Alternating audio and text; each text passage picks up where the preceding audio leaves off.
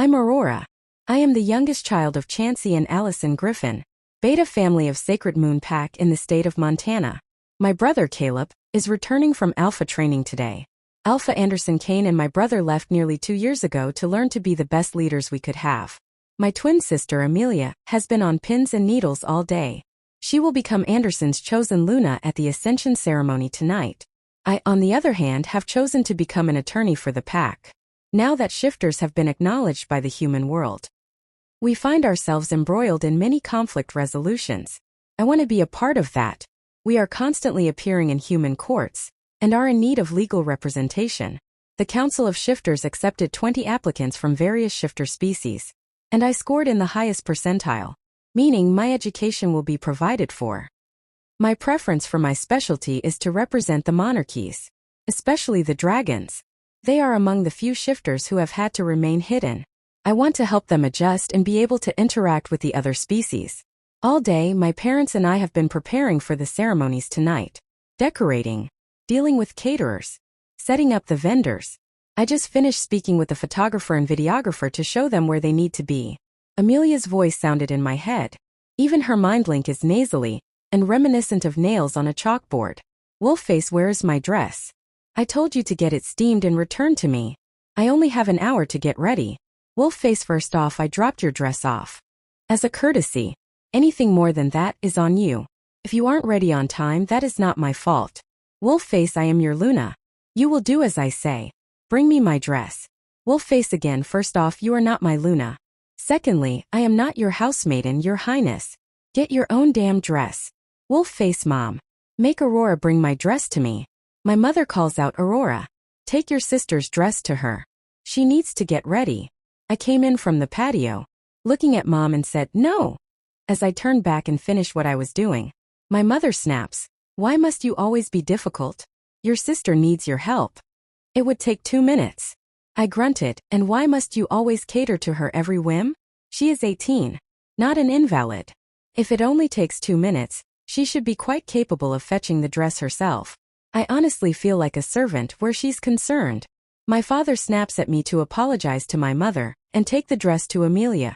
Rolling my eyes, I refuse to apologize, but I do retrieve the dress. There is only so much disobedience this family allows me. Walking into Amelia's room, I hang the dress on her closet door, just as she walks out of the bathroom. Good. You're here. I see telling Daddy has you doing as you're told. Now I need you to do my hair. Or do I have to get Daddy's attention again? I smirk. I once believed you would outgrow your mean girl mentality. Hoped for it, actually, that you could possibly learn to be a decent human being. But nope. Even your wolf is rotten to the core. She screeched, you have always been so jealous of me. Why? Because I'm prettier? Popular? Older? What, Rory? What is it? I doubled over in laughter. Gripping her shoulders, I spun her to face the mirror. Prettier? We are identical twins, you half-wit. Popular? My friends aren't followers. They don't fear me. Older? By minute and 37 seconds? And jealous? Of what, Leah? Mom barged into the room. Aurora rose. Stop irritating your sister this instant. She asks for very little from you. The least you can do is be supportive on her big day. I do not know whatever has gotten into you. Now fix her hair as she's asked while I do her makeup. I grinned and said, you are so right, mommy dearest. She doesn't ask. Ever actually. She demands. And I irritate her? That's rich. Goddess forbid I ever ruffle the feathers of the family's golden bird. Her big day consists of stealing a title that isn't rightfully hers. Depriving not one, but 2 beings of the other half of their souls. The goddess doctrine dictates we never violate her edicts. Yet this entire pack is fine with falling out of favor of her by doing just that. Forgive me for not condoning that behavior. I entered my own room nearly an hour later, running behind because I had only just finished with my sister. I jumped into a quick shower, getting my own gown on. I quickly braided 2 thin braids of my silver hair, pulling them back and fastening them with a jeweled barrette. I slapped a little makeup on my face and had just exited my room. From below, I hear my brother yell, where is my favorite sister? I want to see her smiling face. Amelia tittered, I'm right here, silly. With Caleb replying, I know you're here, Amelia. I meant Rory. And you know it. My whole face lit up in a huge grin as I race for the stairs. only to falter when my mother's voice snidely remarks, "You know your youngest sister. Always dawdling." I frown. No matter how hard I try, I will always just be the extra. The kid no one expected. Yet here I am. I skip down the stairs, eager to hug my brother. The only one who's ever got me. My hero. I yell Caleb, and leap the last 5 steps into his arms. He catches me and spins me around. I have missed this face little bit. Let me look at you. He stands me on my feet and twirls me, whistling low. You are an absolute beauty, Rory. I smile, kissing his cheek. He turns me around so I can greet Anderson. Our eyes meet, and Isla mutters, "Mate," in my brain. No, no, no. He turns and grabbed Amelia's hand. Walking away, I pull into Caleb's arms, and the dam bursts. Caleb whispers, "What just happened, baby girl?" I shake my head violently, and he leads me outside to the backside of the garden. "Talk to me, Aurora." I dry my tears and try to smile. My mate will be pledging himself to my sister in a couple hours. How's that for irony? I was just preaching about true mates to her, never realizing the other half of a body's soul she was stealing would be mine. He dried my cheeks and told me, "Anderson is an honorable man, sister. He will do the right thing." I am sure he's explaining everything to Amelia right now. She will understand. Everything will be okay. I shake my head, chuckling. Bet. $50 says I am rejected within the hour. He groans, "You and your betting." I will take that bet. I know my best friend. Easiest $50 I've ever made. I laugh at him. We walk back inside to our father waiting on us. Alpha wants us in his office. This is a mess. Why can't anything be easy with you, Aurora? I rolled my eyes and linked Caleb. Wolfface, still think you're winning the bet? Caleb asked, "How exactly is this Rory's fault, Dad?" The goddess chooses mates. Amelia is the one who overstepped. My father snapped that this is not Caleb's decision. We follow the Alpha. Entering the office. There they all sit. Alpha, Luna, my mother, and Anderson, with Amelia in his lap, consoling her tears. Isla whines deep and my heart hurts. I comfort her, letting her know we are stronger than this. Bigger than the pain. I sit beside Caleb. As he takes my hand, my father plops beside my mother. Alpha John said, "Well, this is an unfortunate turn of events. Aurora, I am sure you understand the significance of this. As the second-born daughter of a beta, it's only logical the first daughter be the mate of the Alpha. Anderson and Amelia love each other. They have been together for several years. This wrinkle cannot be allowed to throw a monkey wrench into their plans." Caleb squeezed my hand as I began to shake. I ask, "So I am once again what? Expected to step aside? Take a back seat to the whatever Amelia wants." Amelia gets dog and pony show. And Caleb squeezes my hand harder, knowing I am about to say something I can't take back. Amelia screeches, "You have always wanted what I have, Aurora. All our lives you have made everything about you." I busted out laughing. "Are you serious?" Is she serious? I have never wanted what you have. Nothing in our lives has ever been about me. Our birthdays. Not once were they ever what I wanted. I hate pink. Boy bands are for cheerleaders. Rainbow confetti cakes are disgusting. Have I ever complained? The only person in this entire pack who ever gave a shit about me is my brother. I learned a long time ago. I was just the extra kid, not the bonus kid. Not the youngest. I was the throwaway. The one no fucking body needed or wanted. So, if I was called in here to be rejected by a coward, then let's do this. Anderson coughed and stuttered, "I'm not rejecting you." Axel would weaken. "But I love Amelia. I need you both." Caleb growled, "What the fuck, dude? No, that's not how this works. You don't get to do this to my baby sister." Dad snarled, "Stand down, Caleb. This does not concern you. This is between Anderson and the girls." Caleb growled back, "You're okay with this bullshit. You are okay with the alpha fucking one daughter, while causing excruciating pain to the other. What kind of parent are you? My goddess, I have never been so ashamed to be a member of this family than I am at this moment." Alpha John roared, "Enough. This is Anderson's decision. He will mate and mark Amelia at the ceremony tonight, and Aurora will do her duty to the pack." I gasped, and Caleb was already shaking his head to say something else. I stood and said, "I will not. Anderson, by accepting Amelia as your chosen, you are rejecting Isla and me. Therefore I, Aurora Rose Heartsong Griffin, reject you, Alpha Anderson Robert Kane of Sacred Moon as my mate. Now and forever. Anderson grabbed his chest and hit his knees. He moaned no. And my mother slapped me, screaming, "You ungrateful child. Everything has to be your way." All the time. Even though the ache in my chest was stealing my breath. I said, "Never lay hands on me again. I follow the goddess's doctrine. And by this pact not doing so, I pray you do not bring her wrath down upon your heads." As I turned to go, Alpha John said, "You are hereby banished from Sacred Moon. This is no longer your home. You have 24 hours to vacate my territory." I muttered, "So be it," and walked out. I immediately went to my room and started packing.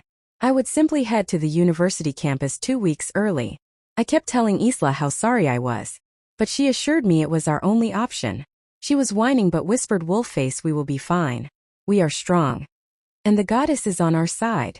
We are adhering to her teachings. We will not be the ones with regrets." I smiled. Okay, I wasn't a cheerleader. But Isles is. I went through everything I wanted to take. I took nothing that would remind me of the betrayal of my parents. My birth certificate will remain. I am legally changing my name to my grandmother's maiden name. My mother's mother was Gabriella Heartsong, of the Alaskan Heartsong Pack. She was the only person besides Caleb who knew my struggles and knew my pain. From now on, I will put myself first, and I will become the person I was meant to be. My opinions matter. I watched my baby sister walk out the door with a heavy heart. I looked at everyone in that room, individually. Then I asked, is this what we have become as a pack? Have we forsaken true mates for what we believe a superior choice? Because if it is, I find myself reevaluating everything I have ever known us to be. My father said, "Caleb, you know Aurora is not Luna material. Amelia has been groomed for 3 years to take her position at Anderson's side. She is the perfect Luna." I scoffed, "I know no such thing. What I do know is Aurora is a woman of intelligence, integrity, strength. A loving, giving woman who has bent over backwards to be the daughter she is. She has struggled her entire life, just to be seen by her parents as their child. Someone of value to this pack. But no, what I see is a family determined to hide her in the shadow of her twin. A vapid, shallow, self-entitled bitch who bullied her, put her down and made fun of her. Her whole existence. All the while being encouraged to do all that. By the very same people who created Aurora." Amelia screamed. "She wanted to take Anderson away from me. She wanted to steal my happiness. To make me suffer. You're my brother. You're supposed to be on my side. But instead, you think it's fine for her to steal my mate." I look at her, my eyes wide, and ask, "Do you even hear the bullshit coming out of your mouth, you spoiled little bitch? She can't steal your mate. You don't have one. You stole hers. The ego you have is astronomical. I am your brother. But I am Aurora's brother too. Every single one of you have forgotten that. Just like you forgot she is your sister. And you both forgot she was your daughter. She's right. She has always been the throwaway. I am so ashamed of everyone in this room." Anderson speaks for the first time. "So where does that leave us, Caleb? You are my best friend. As close as a brother to me all our lives. I didn't know Aurora would turn out to be my mate. There was no way I could choose. My wolf wants his mate. But I want Amelia. I shouldn't have to choose." Shaking me head, "There shouldn't have been a choice. Anderson, you should have told Amelia you were going to accept your mate. Amelia should have understood. My parents should have shared a happy and proud moment with their youngest child. Our Alpha and Luna should have encouraged you to be with your goddess-given gift. Those are the only shoots that should have happened. Instead, we have a chosen mating. That sees my baby sister banished. And not a fucking one of you seemed concerned at how low we have fallen as pack. What about you, Luna Bridget? You haven't weighed in at all. I was actually convinced you cared about Aurora. Seems I was wrong about that as well." Alpha John warned, "Watch how you speak, boy. I will not be disrespected." I scoffed, "Or what? You'll banish me too." Anderson yelled, "Enough of this." Luna Bridget said, "Caleb, I care deeply for Aurora. I would have been so very proud to see her become Luna of this pack. It is her birthright. And she would be a hell of a Luna. Oh, the changes she would have wrought. But, in this, as in all things, I have to bow to the demands of my Alpha." Alpha John snapped, "Why didn't you speak up then? Here you sit extolling all Aurora's virtues, while you sat silently when she was here." She sneered. "I was told to keep my mouth shut. Do you not remember? He, at least, had the decency to look chagrined. I spoke quietly. I am not sure how to deal with this. My every instinct tells me to follow my sister out of this pack. My sense of duty holds me in indecision. One thing I do know. I am so very ashamed of my family. What should have been a happy occasion, my homecoming, my ascension to Beta, pales in comparison to the grief I feel. No matter what happens after this, I lose something very dear to me. I am disgusted. And as I said, ashamed. I am going to spend time with my sister. You people do what you want. And I walked out. I found Aurora in her room, burning photographs, only keeping the ones with me in them, tears rolling down her cheeks. I lifted her and sat down on the chair, holding her in my lap. My heart broke even further, as her sobs rang out through the room. I said, I'm not bothering to unpack my suitcases. I am going with you, wherever you go. Her throat caught on a sob. No, Caleb. Absolutely not. You are a strong man. An alpha-born beta. This pack is going to need you. Desperately. Anderson is a weak alpha.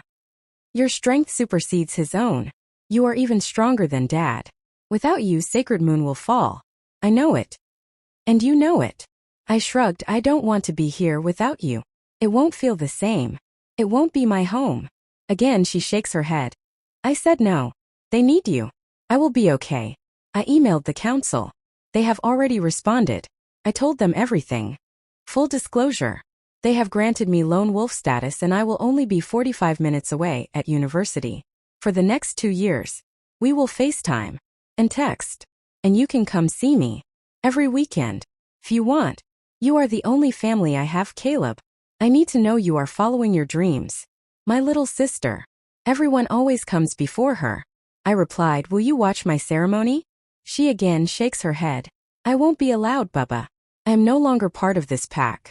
The alpha saw to that. I have no bond. I will watch from the window, though. I promise. As I stood to leave, Mom and Dad walked in. Bastion growled deep in my chest. I stood protectively in front of my sister. Dad said, stand down, boy. We have only come to say our goodbyes. Aurora laughed, don't bother. You have never thought of me as your daughter. Saying goodbye is an empty gesture. Mom snapped. You have always been such an ungrateful child. And Aurora laughed again. I asked, what does she have to be grateful for, Mother? When has she ever been treated like anything more than a hired hand? Go. Be with your golden child. I should say. Your only child. Because I have disowned you to wallow in your shame. Just as you have treated my sister. So shall I treat you. I shoved past them to attend a ceremony that held little meaning for me anymore. As I said my oath of the office I would try to uphold. I listened to my baby sister's screams of agony. After the marking of Amelia, looking out at the pack. I said, those agonizing screams? That is the pain of a true mate feeling her mate mark an unworthy chosen. I shifted into Bastion and ran. I need to think.